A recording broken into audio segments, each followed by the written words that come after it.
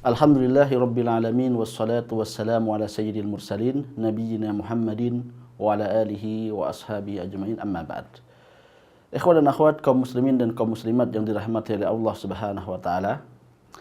Pada sesi kali ini kita akan membahas terkait dengan tata cara salat yang diajarkan oleh Rasulullah SAW kepada umatnya.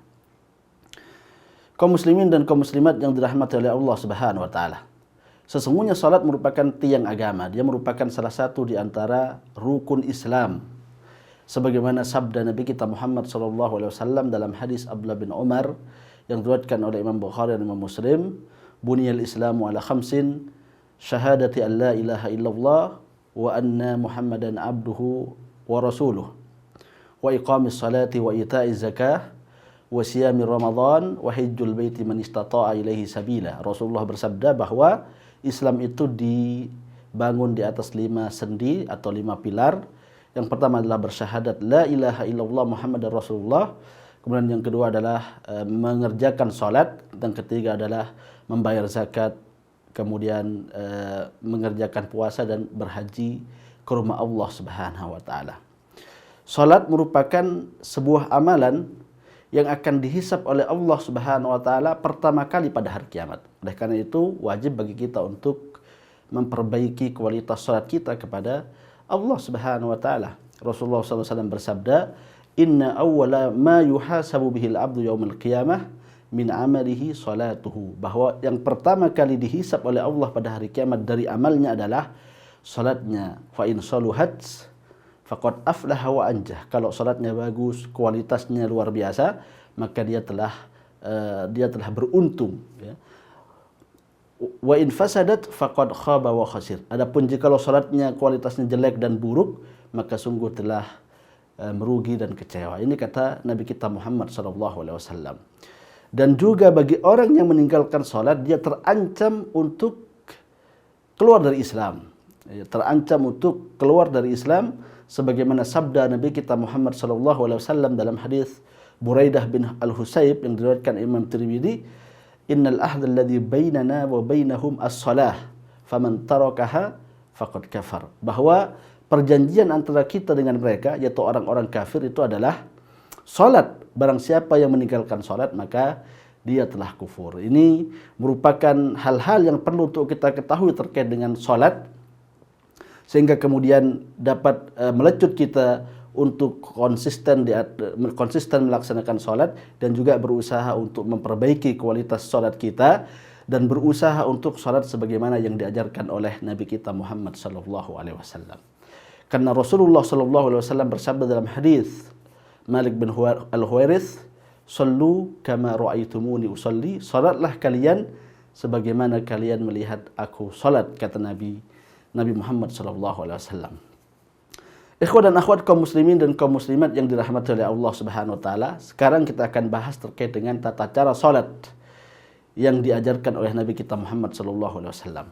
Hal yang pertama yang harus kita ketahui bahwa sebelum kita salat, kita harus mempersiapkan diri kita dulu, yaitu berwudu, ya.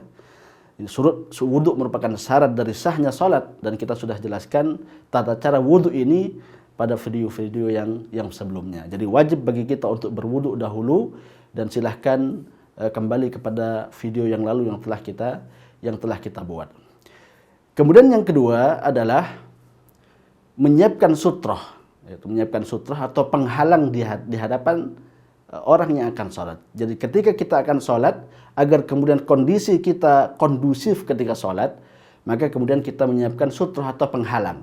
Penghalang itu bisa jadi dinding misalnya, ya, atau bisa juga semacam papan atau kayu yang diletakkan di depan orang yang akan salat. Dan ini merupakan sunnah yang diajarkan oleh Nabi kita Muhammad SAW. Sebagaimana dalam hadis Abi Sa'id Al-Khudri, Nabi kita Muhammad SAW bersabda, "Idza shalla ahadukum falyusalli ila sutratin wal yadnu minha." Barang siapa yang salat di antara kalian, maka salatlah menghadap ke sutrah, itu kepada penghalang hijab, ya, di depan orang yang sedang salat, dan hendaknya dia mendekat dengan penghalang tersebut. Ini kata Nabi kita Muhammad SAW. Dan kemudian adalah menghadap ke kiblat. Jadi ketika kita salat, kita menghadap ke kiblat. Kiblat kita adalah ke arah Ka'bah, yaitu fawalli wajhaka syatrul Masjidil Haram, maka hendaknya kalian menghadapkan wajah kalian ke arah Masjidil Haram. Ini kata Allah Subhanahu wa taala. Adapun hal yang keempat yang perlu kita lakukan adalah niat untuk melaksanakan salat. Jadi wajib bagi kita untuk meniatkan diri kita untuk melakukan salat. Salat apa yang akan kita lakukan dan berapa rakaat yang akan kita laksanakan. Salat zuhur misalnya 4 rakaat atau salat asar misalnya 4 rakaat, demikian. Jadi kita harus mendetikkan niat kita dalam hati kita dengan menyebutkan salat yang akan kita lakukan dan juga jumlah rakaat yang kita lakukan. Ini merupakan niat yang seharusnya kita detikkan sebelum kita melaksanakan ibadah salat. Kemudian setelah itu kita melakukan takbiratul ihram. Ya. Jadi yang kelima kita melakukan takbiratul ihram, mengangkat kedua tangan kita ya sejajar dengan atau di atas bahu sedikit dengan mengucapkan kalimat Allahu Akbar. Nah, ini namanya adalah takbiratul ihram dan ini merupakan rukun dari salat. Tidak sah salat seorang hamba jikalau dia tidak melakukan takbiratul ihram ini. Jadi ini mengangkat tangan sejajar dengan bahu atau diangkat sedikit sampai sejajar dengan di bawah telinga, kemudian mengucapkan kalimat Allahu Akbar, yang mana ini merupakan tanda atau sinyal bahwa kita sudah masuk dalam ibadah salat. Kemudian selanjutnya kita bersedekap, yaitu meletakkan tangan kanan di atas tangan kiri, kemudian meletakkannya di depan dada. Dan posisi ini dilaksanakan sepanjang salat saat kita tegak berdiri. Kemudian kita membaca doa al-istiftah, ya, membaca doa al-istiftah. Ada banyak doa yang diriwayatkan dari Nabi kita Muhammad SAW. Namun kita akan sebutkan mungkin 2 saja. Ya. Yang pertama adalah ucapan Subhanakallahumma wa bihamdika tabarakasmuka wa ta'ala jadduka wa la ilaha ghairuka. Jadi ini merupakan salah satu di antara lafaz doa istiftah yang diajarkan oleh Rasulullah SAW. Adapun yang kedua agak panjang, ya, datang dari hadis Abu Hurairah diriwayatkan oleh Imam Bukhari dan Imam Muslim, mengucapkan Allahumma ba'id baini wa baina khataayaya kama ba'adta bainal masyriqi wal maghrib, Allahumma naqqini min khataayaya kama yunaqqa ath-thawbul abyadu minad danas, Allahumma ighsilni min khataayaya bil ma'i wath-thalji wal barad. Ini merupakan doa istiftah yang dianjurkan bagi kita untuk membacanya setelah kita takbiratul ihram. Yang selanjutnya membaca surat Al-Fatihah, ya.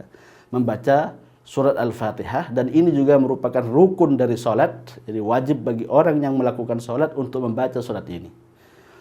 Karena hadis Rasulullah dari sahabat Ubadah bin Samit diriwayatkan Imam Bukhari dan Imam Muslim, la salata liman la yaqra bi Fatihatil Kitab. Tidak sah salat seorang hamba jikalau dia tidak membaca surat Al-Fatihah. Adapun bacaan surat Al-Fatihah adalah sebagai berikut. Bismillahirrahmanirrahim. Alhamdulillahi rabbil alamin.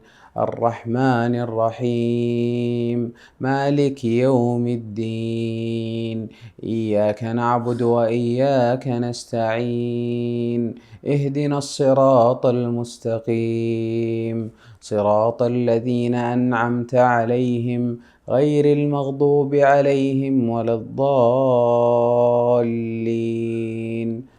Kemudian hal yang selanjutnya setelah kita membaca surat Al-Fatihah, maka kemudian kita disunnahkan untuk membaca surat-surat dari Al-Quran.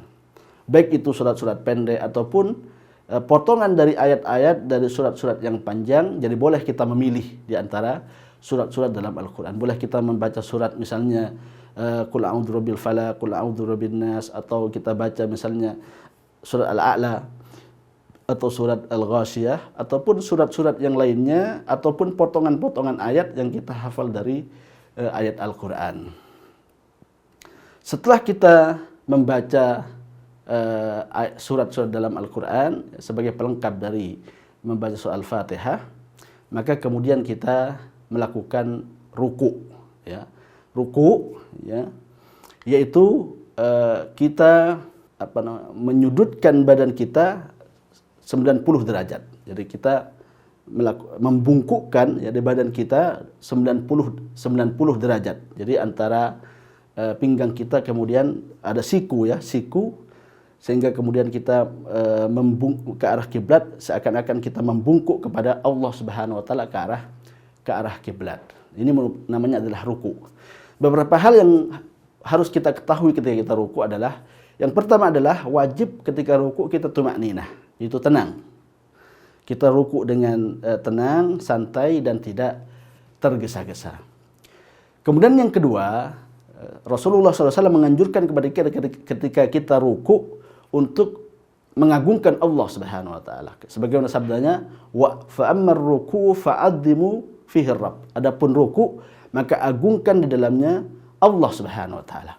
Maka di antara doa yang dianjurkan untuk dibaca adalah ucapan subhana rabbiyal azimi. Jadi subhana rabbiyal azimi. Ini kita ucapkan minimal satu kali. Wajibnya kita ucapkan zikir ini atau ucapan ini satu kali. Boleh lebih sampai 3 kali, bahkan lebih dari 3 kali juga diperbolehkan, khususnya bagi kita yang sholat sendiri atau ingin memanjangkan rukunya ketika dia sedang sholat. Ada doa yang lain ya, yang diriwayatkan dari Rasulullah SAW ketika kita sedang ruku ya, subhanaka rabbana wa bihamdika Allahumma gfirli. Ini merupakan doa juga yang diriwayatkan dari Rasulullah Sallallahu Alaihi Wasallam ketika kita sedang ruku. Setelah ruku, maka kita kemudian bangkit dari ruku, ya, yang disebut dengan i'tidal. Jadi kita ucapkan Sami Allahu liman hamidah. Jadi kita bangkit dari ruku kita mengucapkan Sami Allahu liman hamidah, dan posisi berdiri setelah kita bangkit dari ruku ini namanya adalah posisi i'tidal. Beberapa hal yang wajib untuk kita ketahui di sini adalah ketika kita i'tidal kita harus tumakninah. Itu tenang, kembali tulang-tulang kita kepada tempat-tempatnya yang terdahulu ya. Kemudian juga boleh kita menyedekapkan tangan seperti ini ya ketika kita sedang melakukan i'tidal ya. Melakukan i'tidal itu. Ini yang pertama. Kemudian yang kedua adalah ada zikir yang diriwayatkan dari Rasulullah sallallahu alaihi wasallam. Jadi Rabbana walakal hamdu atau Allahumma Rabbana walakal hamdu. Ini adalah doa yang diriwayatkan Rasulullah ketika kita sedang i'tidal. Kalaupun ditambah Allahumma Rabbana walakal hamdu hamdan katsiran tayyiban mubarakan fih, maka ini juga diperbolehkan untuk kita baca ketika kita sedang posisi i'tidal. Kemudian setelah itu kita sujud ya. Dalam sujud ini ada beberapa hal yang wajib untuk kita perhatikan. Yang pertama, ketika sujud wajib bagi kita untuk menyentuhkan, ya, menempelkan 7 anggota tubuh kita ke tanah, ke lantai. Ya. Yang pertama adalah ini jidat, ya, dan masuk di jidat di sini adalah dengan hidung. Jidat dengan hidung ini satu paket, jadi harus kita sentuhkan ke lantai. Kemudian 2 telapak tangan, 2 lutut dan 2 telapak kaki ya, atau jari-jari kaki. Ini jari-jari kaki juga harus menyentuh ke tanah atau ke lantai.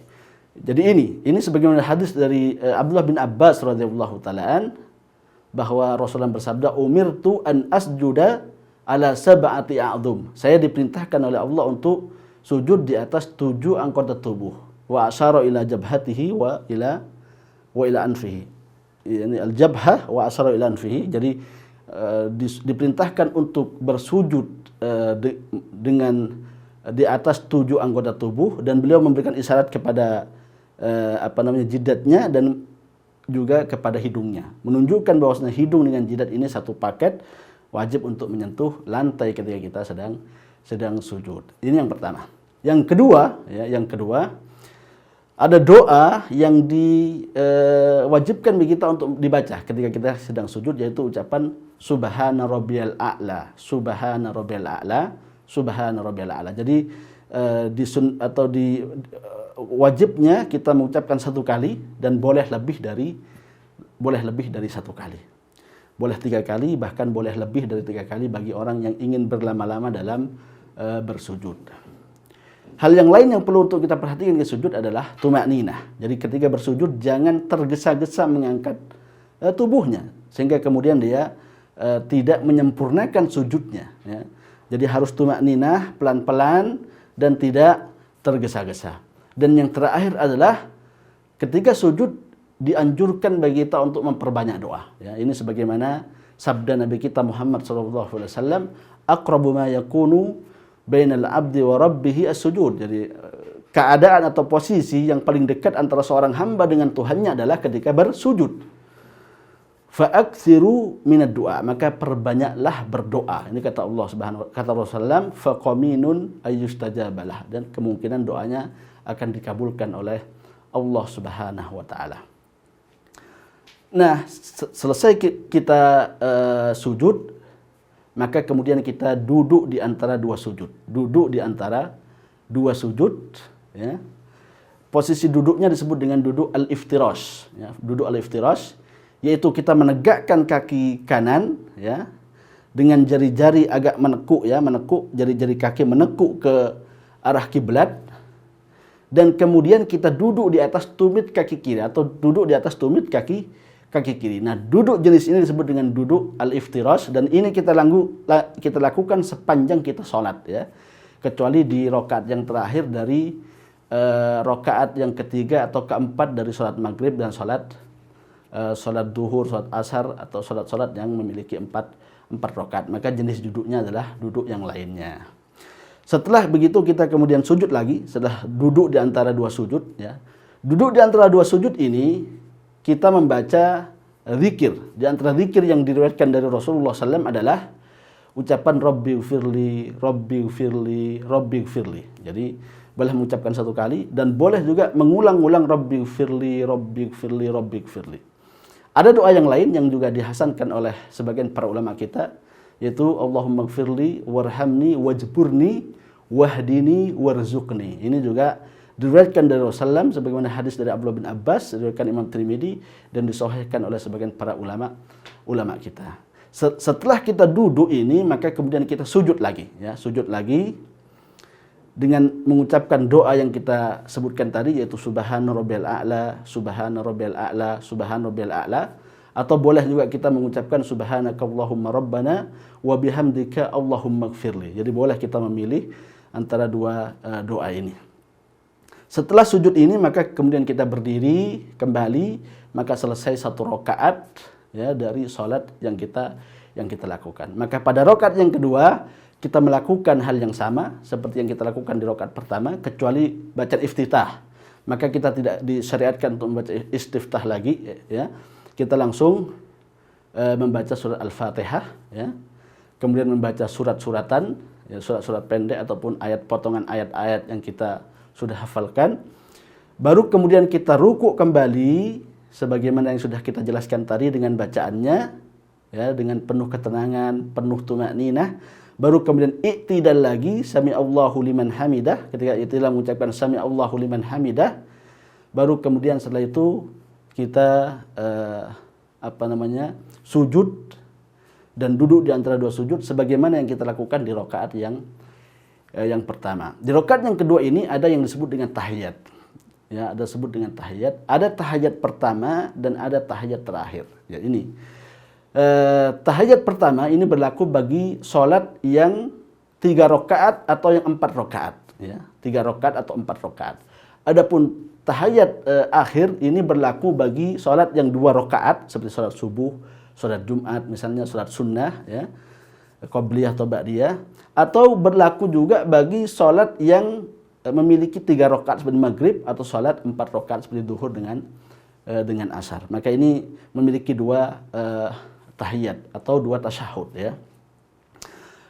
Tasyahud yang pertama, ya, kita baca pada rakaat yang kedua, ya, kita ucapkan at-tahiyyatu lillahi was-salawatu wat-thayyibat.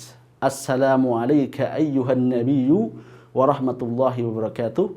Assalamu alayna wa ala ibadillahi shalihin. Asyhadu an la ilaha illallah wa asyhadu anna Muhammadan abduhu wa rasuluh. Maka tahiyat pertama sampai di sini.